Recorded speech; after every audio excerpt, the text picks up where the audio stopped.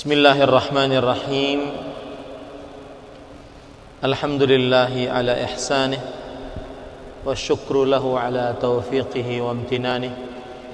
Wa ashhadu an la ilaha illallah wahdahu la syarika lah ta'ziman li sya'nih.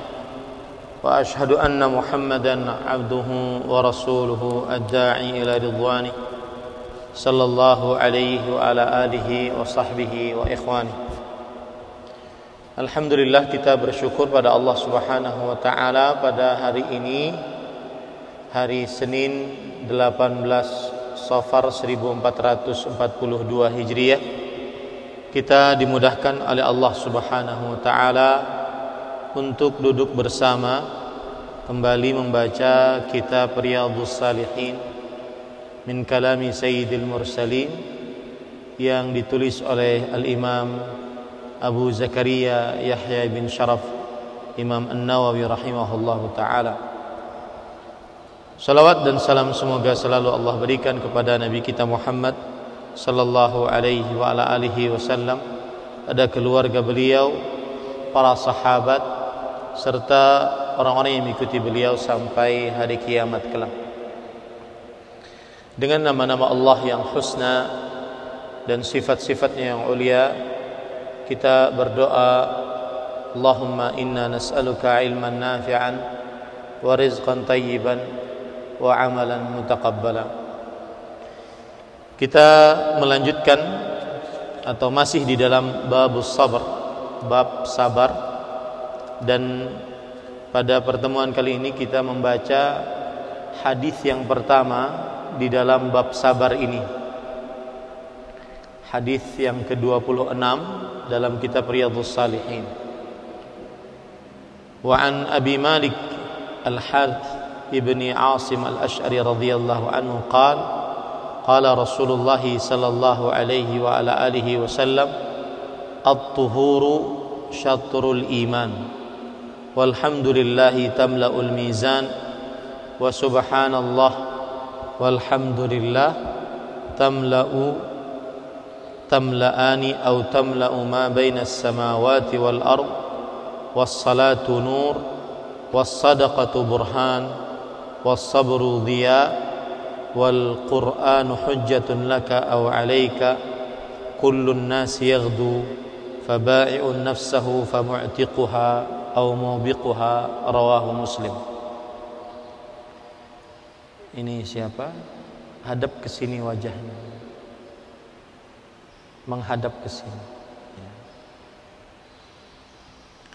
Dari Abu Malik Al-Harith bin Asim Al-Ash'ari radhiyallahu anhu, beliau berkata, Rasulullah sallallahu alaihi wa ala alihi wasallam bersabda, bersuci adalah separuh iman. Yang dimaksud dengan bersuci di sini adalah suci dari hadath dan najis. Suci dari hadath dan najis. Hadath adalah keadaan seseorang yang terkena sesuatu yang melarang dia untuk mengerjakan sholat, seperti hadath kecil, buang air besar, buang air kecil, kentut, itu hadas kecil. Atau hadas besar seperti junub untuk wanita, haid, itu hadas besar. Suci yang dimaksud di sini adalah suci dari hadas dan najis. Najis adalah sesuatu yang dianggap oleh syariat sebagai kotoran dan wajib dibersihkan. Itu namanya najis. Seperti kencing manusia, kemudian kencing hewan, kotoran manusia, kotoran hewan yang tidak dimakan, itu adalah najis. Maka di sini bersuci adalah separuh iman. Berarti suci dari hadath dan najis. Suci beda dengan bersih. Makanya yang benar adalah bersuci separuh iman, bukan kebersihan bagian dari keimanan. An-nadhafatu minal iman. Sering lisan-lisan orang-orang mengatakan an-nadhafatu minal iman, kebersihan bagian dari iman. Ini bukan hadis, tetapi yang benar adalah at-tuhuru syatrul iman, bersuci adalah setengah dari keimanan. Kemudian dan alhamdulillah itu memenuhi timbangan. Alhamdulillah memenuhi timbangan. Maksudnya ucapan alhamdulillah yang diucapkan oleh seorang hamba muslim bertauhid itu amalan yang bisa memenuhi timbangan. Ini menunjukkan bahwa ucapan alhamdulillah adalah ibadah, karena bisa memberatkan timbangan. Ucapan subhanallah dan alhamdulillah itu memenuhi atau mengisi penuh apa yang ada di antara langit dan bumi, menunjukkan bahwa seseorang mengucapkan subhanallah dan alhamdulillah pahalanya besar. Pahalanya yaitu mengisi langit dan bumi dan apa yang ada di antara keduanya. Bumi saja sangat luas, begitu juga langit lebih luas lagi, apalagi yang ada di dan juga yang ada di antara keduanya. Menunjukkan bahwasanya subhanallah walhamdulillah amalan untuk mendapatkan pahala yang besar. Kemudian salat adalah cahaya. Cahaya yang membedakan antara orang yang Islam dengan orang yang kafir. Karena dengan salat kita tahu ini seorang muslim, ini bukan orang muslim. Dalam hadis riwayat Muslim, Rasulullah SAW bersabda, "Bainar rajuli wasyirki tarkus salah." Jarak antara kesyirikan dengan kekufuran, saya ulangi, jarak antara kesyirikan, kekufuran dan seseorang adalah meninggalkan salat. Dalam hadis riwayat Imam Tirmidzi, Rasulullah SAW bersabda, "Al-'ahdu alladhi bainana wa bainahumus salah, faman tarakaha faqad kafar." Perjanjian antara kami kaum muslimin dan mereka kaum kafirin adalah perihal salat. Siapa yang meninggalkan salat maka sungguh dia telah kafir. Jadi salat adalah cahaya. Cahaya yang membedakan antara kekufuran dengan keislaman. Salat juga cahaya untuk bisa berjalan di atas sirat. Sirat adalah jembatan yang dibentangkan di atas neraka jahanam. Ahaddu minas saif adaqqu minasy-sya'r. Lebih tipis dari rambut, lebih tajam daripada pedang. Dahidun mazillah, dalam riwayat Muslim, dia licin kemudian menggelincirkan. Wa fi hafataihi kalalib, di samping-samping sirat tersebut ada besi-besi bengkok pengait. Umirat bi akhdhi man umira bih, diperintahkan untuk mengait orang-orang yang diperintahkan untuk dikait. Kemudian setiap dari kita akan melewati sirat tersebut. Dalam surat Maryam ayat 71-72, wa in minkum illa wariduha kana ala rabbika hatman maqdhiya. Tidak ada di antara kita kecuali akan melewatinya. Terutama orang-orang beriman. Orang-orang kafir, musyrik, munafik akbar sudah langsung ke neraka tanpa melewati sirat. Adapun orang-orang muslim melewati sirat seluruhnya. Nah, sirat ini gelap. Jadi sudah licin, menggelincirkan, lebih tipis dari rambut, lebih tajam daripada pedang, samping-sampingnya besi-besi bengkok pengait, kemudian gelap. Rasul sallallahu alaihi wasallam ditanya oleh Aisyah radhiyallahu anha, "Aina yakunun nas hina tubaddalu al-ardu ghairul ardi was samawat?" Di manakah manusia ketika sudah diganti langit dan bumi? Maka Allah Subhanahu wa taala menjawab, Rasul sallallahu alaihi wasallam bersabda, "Hum fi dhulmah dunal jisr." Mereka di dalam kegelapan di atas sirat. Jadi sirat itu gelap. Dalam hadis riwayat Imam Baihaqi dari sahabat Nabi Abdullah bin Mas'ud radhiyallahu anhu bahwa manusia dikumpulkan dan disuruh berjalan di atas sirat. Kemudian setiap orang diberikan cahaya ala qadri a'malihim, sesuai dengan amal-amalan mereka. Ada orang yang diberikan cahaya seperti gunung Uhud, dan ada yang lebih besar darinya. Ada orang yang diberikan cahaya di sebelah kanannya seperti pohon kurma, atau yang lebih besar darinya. Hatta yu'ta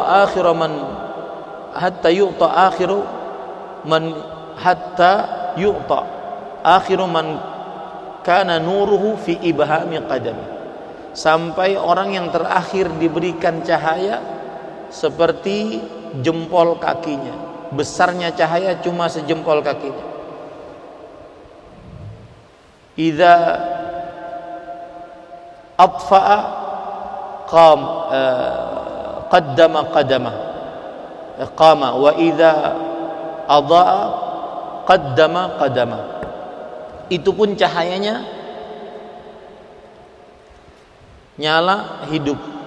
Kalau pas nyala dia berjalan satu tapak, kalau pas hidup dia diam di atas sirat. Fa makhdushun najin wa maqdusun finnar.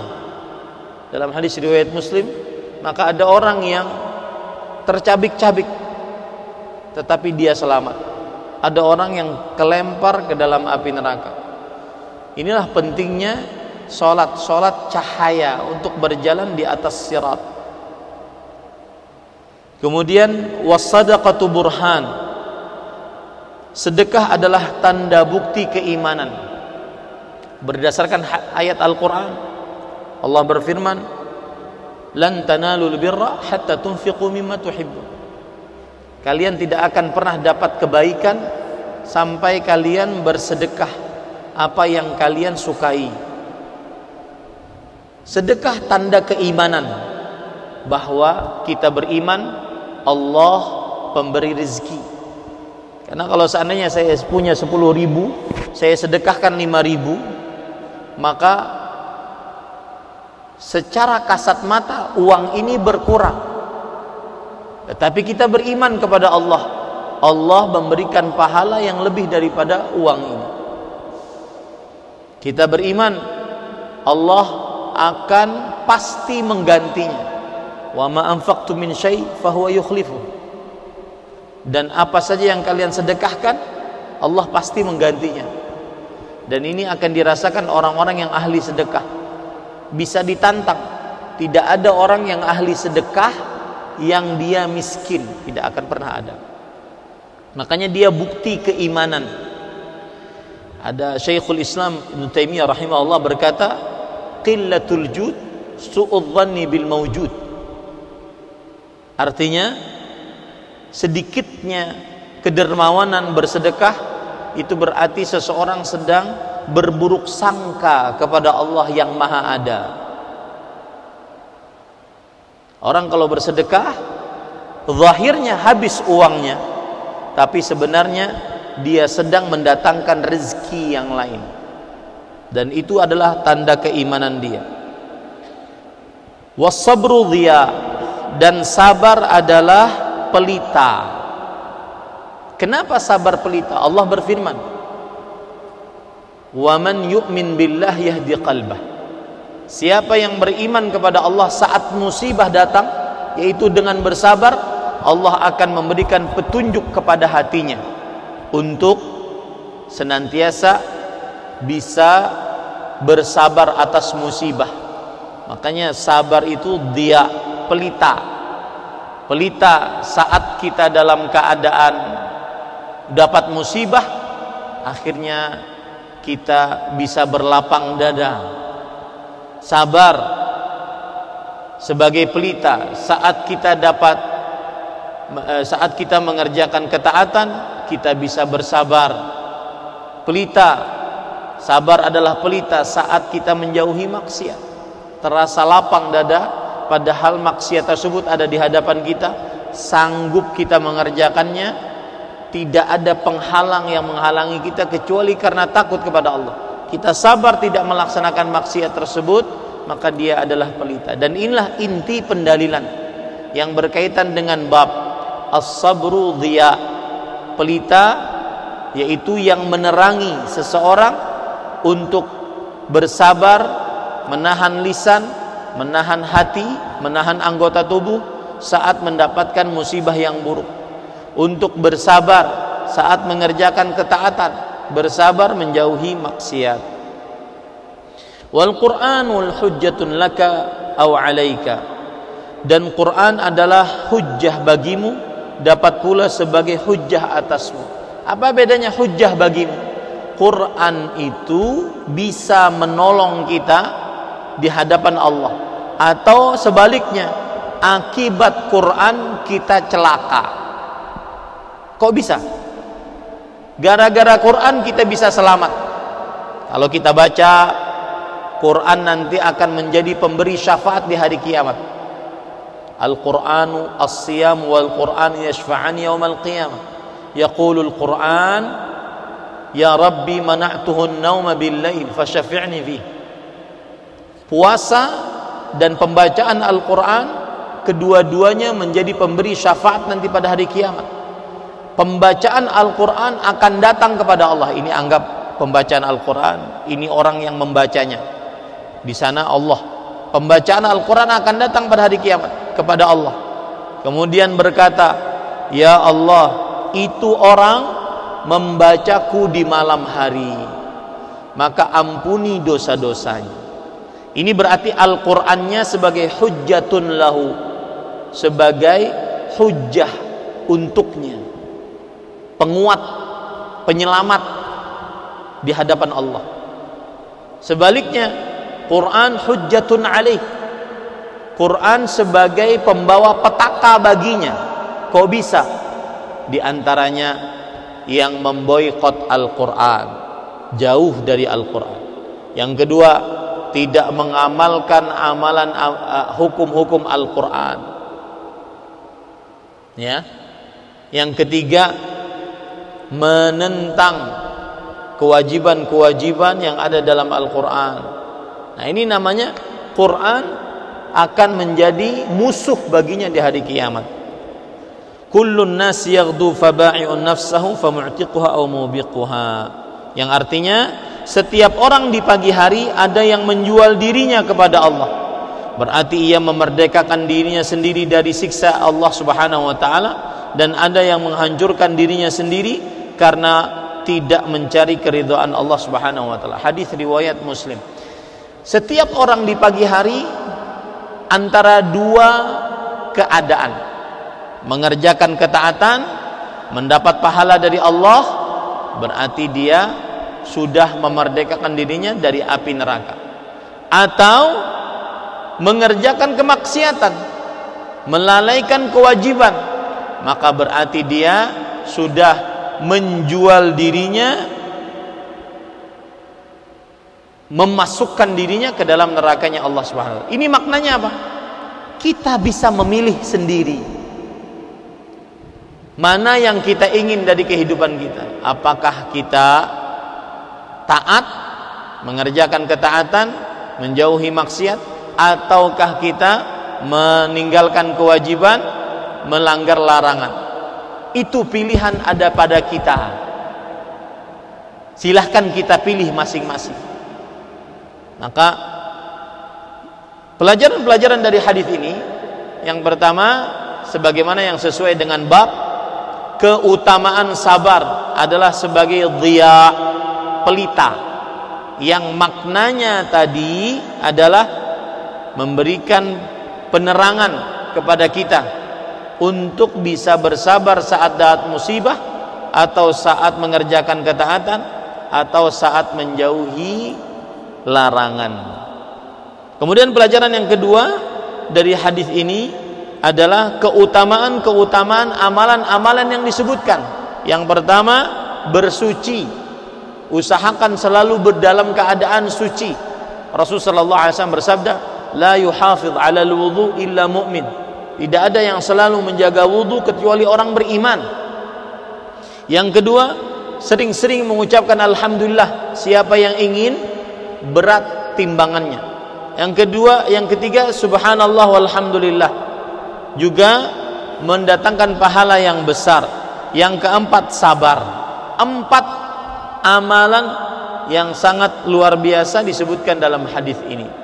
Yang kelima yaitu membaca Al-Quran. 5 amalan yang sangat luar biasa disebutkan dalam hadis ini. Pelajaran yang ketiga yaitu yang akan ditimbang nanti pada hari kiamat adalah satu, orangnya, pelakunya akan ditimbang. Yang kedua, amalannya, seperti ini, ucapan subhanallahnya ditimbang. Yang ketiga, buku catatan amalnya akan ditimbang oleh Allah Subhanahu wa ta'ala.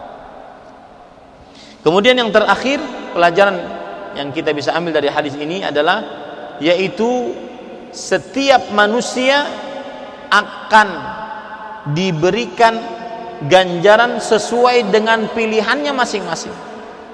Dia memilih jalan A, diberikan ganjaran atas pilihannya. Dia memilih jalan B, diberikan ganjaran sesuai dengan pilihannya. Ini bantahan kepada kelompok yang mengatakan bahwa manusia seperti robot. Kalau Allah gerakan begini, dia akan bergerak. Allah gerakan begini, dia akan bergerak. Kata Rasulullah SAW, kullun nas yaghdu fabai'un nafsahu famu'tiquha wa mubiquha. Setiap manusia dia bisa berbuat apa saja, dia mempunyai pilihan, meskipun pilihannya itu di bawah kekuasaan Allah. Mau dia taat, berarti dia memilih ketaatan. Dia maksiat, berarti dia memilih kehancuran. Maka silahkan, ya. Dari sini kita akhirnya bisa mengambil pelajaran bahwa Allah menyiksa seseorang tidak menzalimi orang lain, tidak menzalimi orang tersebut. Kenapa? Karena itu pilihannya masing-masing. Demikian, ini yang bisa kita sampaikan, kita cukupkan. Sallallahu Nabi Muhammad walhamdulillahirabbil alamin. Subhanakallah bihamdik, asyhadu an la ilaha illa anta astaghfiruka wa atubu ilaik.